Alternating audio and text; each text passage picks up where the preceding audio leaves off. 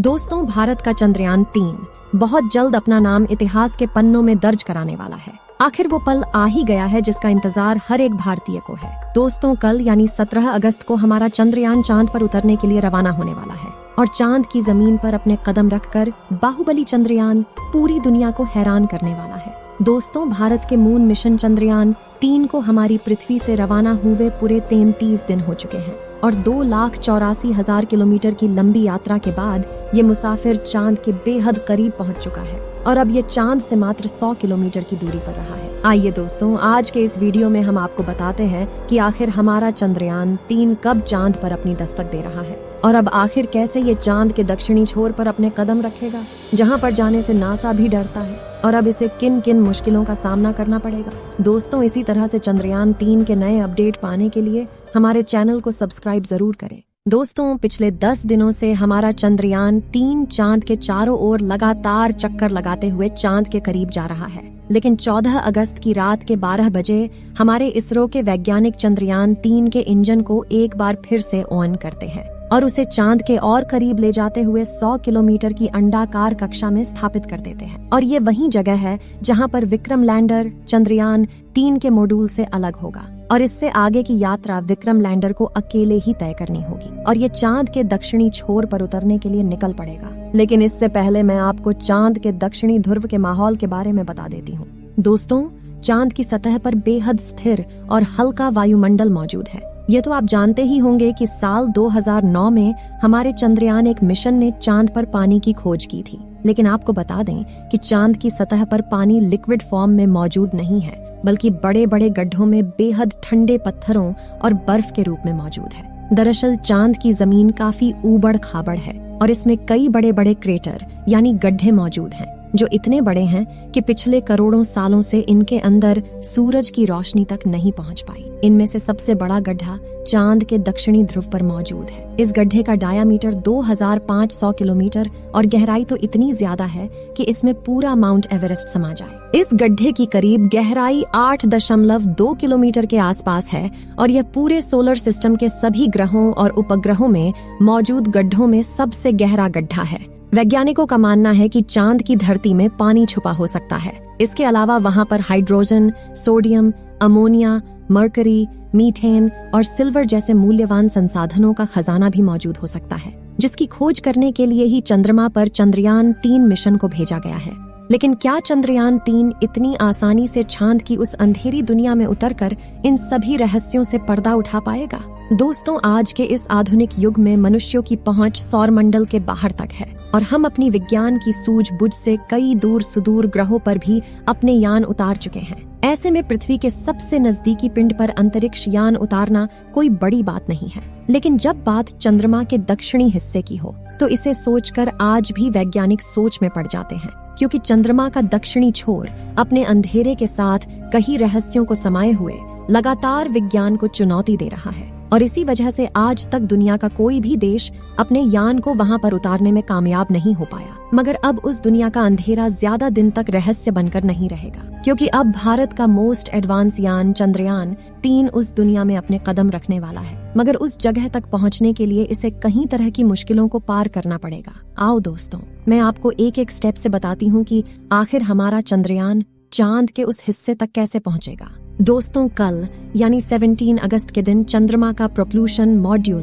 Vikram lander से अलग हो जाएगा और ये धीरे धीरे अपना रास्ता बदलते हुए चांद के करीब जाएगा, जहां पर यह कुछ दिन राउंड काटने के बाद 23 अगस्त के दिन यह चांद के बहुत नजदीक यानी 30 किलोमीटर की ऊंचाई पर पहुंच जाएगा। इसका केवल एक ही काम है, बस इसे धीरे धीरे चांद की जमीन पर उतरना। यह सफर कुछ मिनटों का होता है, लेकिन इस पूरे मिशन के यह 15 से 20 मिनट बहुत ही ज्यादा खास और भयानक होने वाले हैं। इसी पड़ाव में अच्छे मिशन फेल हो जाते हैं, क्योंकि इस समय इस अंतरिक्ष यान को बड़े आराम से उतारना होता है और इसके लिए वैज्ञानिक इसके अंदर एडवांस टेक्नोलॉजी वाले उपकरण यूज करेंगे, जो इसकी गति को उतरते वक्त स्लो करते रहेंगे, जिन्हें थ्रस्टर कहा जाता है। यही थ्रस्टर इसे ऊपर अपोजिट डायरेक्शन में धकेलते हैं, जिससे कि इसकी स्पीड कम हो जाती। इस दौरान चंद्रयान-3 के लैंडर की रफ्तार 6000 किलोमीटर प्रति घंटे से धीरे धीरे घटाकर 70 किलोमीटर प्रति घंटे तक लेकर आनी है। जिस वक्त ये अंतरिक्ष यान उस भयानक जगह पर उतरेगा, इस वक्त ये अपना खुद का दिमाग इस्तेमाल करने वाला है। यानी खुद की आर्टिफिशियल इंटेलिजेंस का इस्तेमाल करके ये डिसाइड करेगा कि उसे उस मुश्किल वक्त में कैसे फैसले लेने हैं। इसरो की इसी एडवांस तकनीक की पूरी दुनिया दीवानी है। इसके अंदर लगे होने की वजह से वैज्ञानिकों को इतनी ज्यादा टेंशन नहीं है। यह अपने रोबोटिक माइंड से मुश्किल परिस्थिति में भी बिल्कुल भी विचलित नहीं होने वाला। इसरो के वैज्ञानिकों ने ये तकनीक इसलिए लगाई क्योंकि वहाँ पर कुछ चंद सेकंडों का खेल होता है। अगर उसे पृथ्वी पर बैठे वैज्ञानिक कमांड देंगे तो कमांड को पहुँचने में टाइम लग जाता। इतने टाइम में तो चंद्रयान के साथ कुछ भी हो सकता है। इसलिए जब यह चंद्रमा पर लैंडिंग करेगा तो खुद के बलबूते पर ही लैंडिंग करेगा और 23 अगस्त की शाम यह चांद की उस अंधेरी दुनिया में उतरकर इतिहास रचने वाला है, क्योंकि चांद के उस अंधेरे हिस्से में आज तक दुनिया का कोई भी देश नहीं पहुंच पाया। चांद पर सही सलामत उतरने के बाद इसका रोवर यान से बाहर निकलकर चांद की जमीन पर इसरो और भारत की अमिट छाप छोड़ते हुए अपने मिशन पर निकल पड़ेगा और चांद की उस अंधेरी दुनिया के राज सबसे पहले भारतीय वैज्ञानिकों के सामने होंगे। दोस्तों, चांद के दक्षिणी ध्रुव पर ऐसे कई बड़े बड़े गड्ढे हैं जिनमें करोड़ों सालों से सूरज की रोशनी नहीं पहुंची, और सूरज की धूप न पहुंचने का सीधा सीधा मतलब है तापमान का ठंडा होना। इसलिए कई बार दक्षिणी ध्रुव का तापमान -230 डिग्री सेल्सियस तक पहुंच जाता है। ऐसे में किसी भी इंसान का स्पेसक्राफ्ट से बाहर निकलना तो अलग बात है, खुद स्पेसक्राफ्ट के लिए भी ऐसे तापमान में काम करना मुश्किल है। इतने कम तापमान में कई बार स्पेसक्राफ्ट पर लगे उपकरण काम करना बंद कर देते हैं। इन गड्ढों में सूरज की रोशनी न पड़ने की वजह से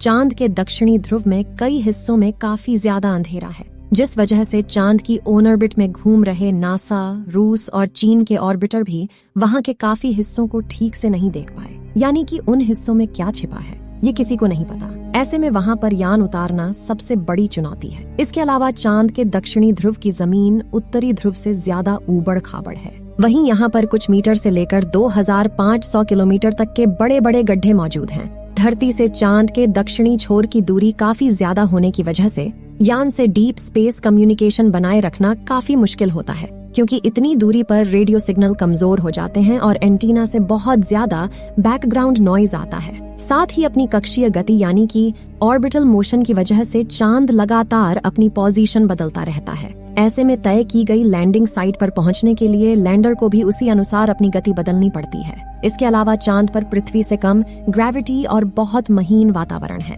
इसलिए यान के नीचे उतरते वक्त उस पर किसी भी प्रकार का एयर फ्रिक्शन नहीं लगेगा। इसीलिए चंद्रयान 3 को अपने ऊपर लगे बूस्टर्स का भरपूर यूज करना पड़ेगा। ऐसे में अगर छोटी सी गड़बड़ भी होती है तो यह एक बड़े खतरे का रूप ले सकती है। साथ ही चांद के दक्षिणी ध्रुव में काफी बड़ी बड़ी चट्टानें किसी भी लैंडर को लैंडिंग करने में काफी चैलेंज देती हैं, और इसी वजह से चांद का दक्षिणी छोर बहुत भयानक है। इसलिए आज तक उस अंधेरी दुनिया में कोई भी देश अपना विमान भेजने में कामयाब नहीं हो पाया। पिछली बार चंद्रमा की सतह से मात्र 2 किलोमीटर पर चंद्रयान 2 के लैंडर से इसरो का संपर्क टूट गया था, और इन्हीं में से किसी एक कारण की वजह से वह चांद की सतह पर क्रैश लैंडिंग करके तबाह हो गया था। लेकिन क्या कुछ ऐसा कारण भी हो सकता है जो हमें दिखाई ना दे रहा हो? क्या चांद पर कोई है जो नहीं चाहता कि इंसान इस अंधेरी दुनिया में अपने यान भेजे?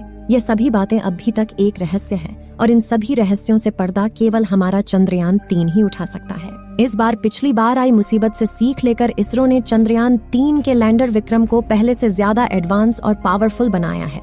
जैसे कि चंद्रयान 2 के विक्रम लैंडर में कई थ्रस्टर्स थे, लेकिन चारों तरफ सही संतुलन बनाए रखने के लिए चंद्रयान 3 के लैंडर में बड़े और एडवांस थ्रस्टर्स लगाए गए हैं। इसके अलावा इस बार के विक्रम लैंडर में लेग्स को बड़ा और मजबूत कर दिया गया है। साथ ही इसकी फ्यूल स्टोरेज कैपेसिटी को भी बढ़ाया गया है। वहीं उसमें लगे कम्युनिकेशन डिवाइस भी एडवांस तकनीक का इस्तेमाल कर रहे हैं, और उन्हें चंद्रयान 3 का खुद का AI कंप्यूटर मैनेज कर रहा है, जिससे इस बार लैंडर इसरो से संपर्क न तोड़े। इन सभी बदलावों से चंद्रयान 3 के लैंडर को चांद की सतह पर सॉफ्ट लैंडिंग करने से कोई नहीं रोक सकता। कई हजारों टेस्ट करने के बाद ही हमारे इसरो के वैज्ञानिकों ने चंद्रयान 3 को चांद पर भेजा है। ऐसे में हमें पूरा यकीन है कि 23 अगस्त के दिन विक्रम लैंडर चांद की सतह पर लैंड करके चांद को फतेह कर लेगा, और भारत दुनिया का पहला देश होगा जो उस अंधेरी दुनिया के रहस्यों से पर्दा उठाएगा। दोस्तों, वैज्ञानिकों ने 3-4 साल जी जान लगाकर मेहनत से इसे चांद पर भेजा है। किसी भी दूसरी दुनिया में अंतरिक्ष यान भेजना कोई आसान काम नहीं है। इसके लिए सैकड़ों वैज्ञानिकों की दिन रात की मेहनत लगी होती है। और कई अथक प्रयासों के बाद ही उसे दूसरी दुनिया में उतारने के लिए रवाना किया जाता है। दोस्तों, हमारे इसरो के वैज्ञानिकों के लिए एक प्यारा कमेंट जरूर करना और ऐसे ही चंद्रयान 3 के लेटेस्ट अपडेट के लिए हमारे चैनल को सब्सक्राइब जरूर करें। जय हिंद, जय इसरो।